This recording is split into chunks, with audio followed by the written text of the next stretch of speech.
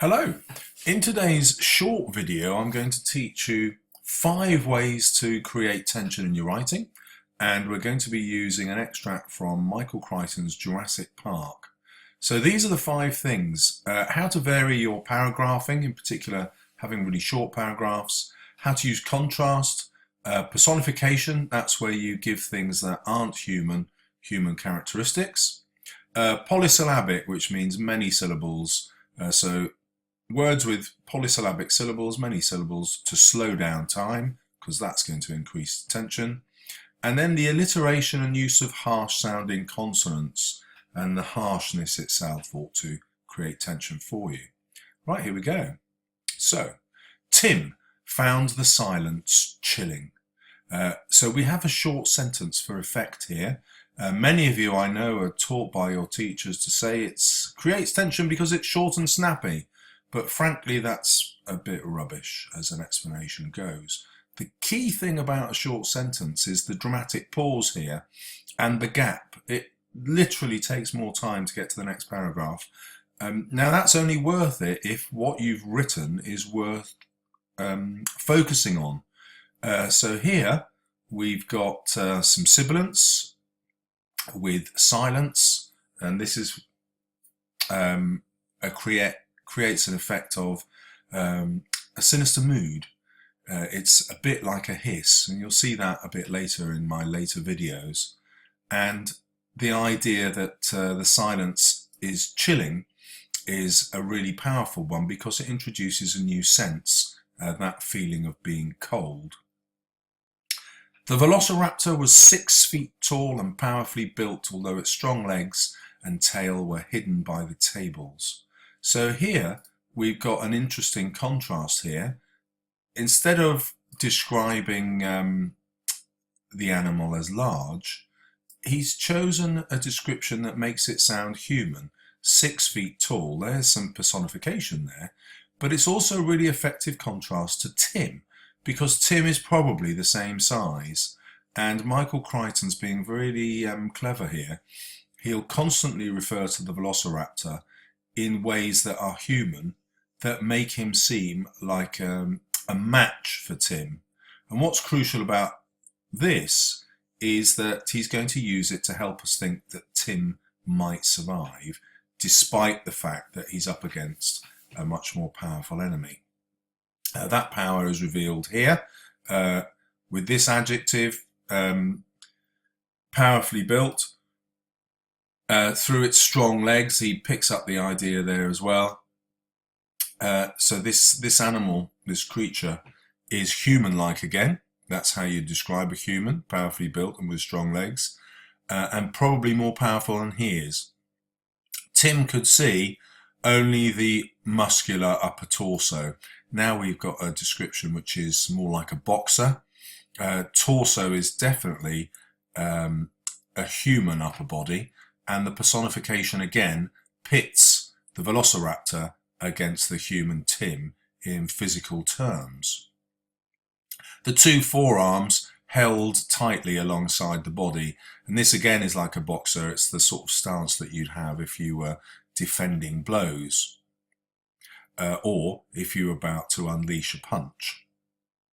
But the idea of it being like a boxer is subtly hopeful, because a boxer does not instantly tear your throat out, for example.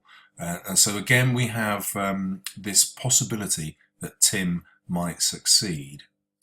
Crichton doesn't want to end that way though, he wants it to be more sinister. So the creature has claws which are dangling. If he just described the claws, they might seem sharp or dangerous, but having them dangling suggests that they are about to drop. It's, if you like, we imagine them dangling as though they're about to attack, and Tim is the obvious victim. He could see the iridescent speckled pattern on the back, and here Crichton slows down time. This is where I'm talking about the polysyllabic words. Iridescent, speckled pattern. Well, why does he slow down time here? He does it so that we can get this incredible description of the velociraptor. We're expecting possibly something that's like a crocodile kind of skin, but instead it's iridescent, covered in light, and it's speckled and it's patterned. The very fact that Tim can spot all this shows us how much time he's having to hold his breath here and maintain the silence, and it also shows how close he is to the velociraptor. Well, of course, that increases the danger because the velociraptor is that close to him. And this is the idea of contrast again. We want distance, but instead we get proximity. The velociraptor was alert as it came forward. It looked from side to side, moving its head with abrupt-like jerks. So now we get some threatening adjectives. He's alert and therefore likely to spot Tim. It's looking from side to side, again, personification. It's behaving like a person would, hunting, moving its head, not its jaws, you remember, because that would be animal-like. He's keeping the idea of it being like a human.